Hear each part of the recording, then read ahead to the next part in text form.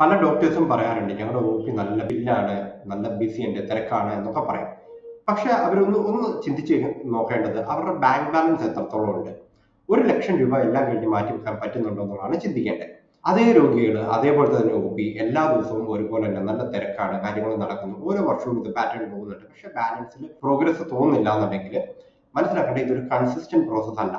നിങ്ങൾ hard work ചെയ്യുന്നുണ്ട്, അതിനനുസരിച്ചുള്ള ഒരു സ്റ്റാഗ്നന്റ് ആയിട്ടുള്ള ഒരു പ്രോഗ്രസീവ് ആണ് അവിടെ നിൽക്കുന്നതെങ്കിൽ ചിന്തിക്കേണ്ടത് നിങ്ങളാണ്. ബിസി ആയിരിക്കുന്നതുകൊണ്ട് ഒരിക്കലും അവിടെ പ്രോഗ്രസ് ഉണ്ടാവണമെന്ന് യാതൊരു നിർബന്ധമില്ല. അവിടെ ഒരു സിസ്റ്റം ഇല്ല എന്നുണ്ടെങ്കിൽ, ഓക്കെ, സിസ്റ്റം ഇല്ലെങ്കിൽ എഫേർട്ടുകൾ കൂടിക്കൊണ്ടേയിരിക്കും. ഇത്ര എഫേർട്ട് കൊടുത്താലും പഴയ പോലത്തെ തന്നെ റിസൾട്ട് ആഫ്റ്റർ പ്രൊഡക്ടിവിറ്റി എന്ന് പറയുന്നത് പഴയ പോലെ തന്നെ ആയിരിക്കും കിട്ടുക. ശരിക്ക് ക്ലിനിക്ക് ആവട്ടെ, നിങ്ങളുടെ ഒരു പ്രൊഡക്ടിവിറ്റി ആവട്ടെ, എന്ത് തന്നെ ആയിക്കോട്ടെ, സെയിൽസ് ആയിക്കോട്ടെ, അത് നിങ്ങളുടെ ലൈഫിനെ സപ്പോർട്ട് ചെയ്യുന്ന തരത്തിലായിരിക്കണം ഉണ്ടാവേണ്ടത്. അതൊരിക്കലും നിങ്ങളുടെ ടൈമിനെ കൺസ്യൂം ചെയ്യുന്ന രീതിയിലാവരുത്.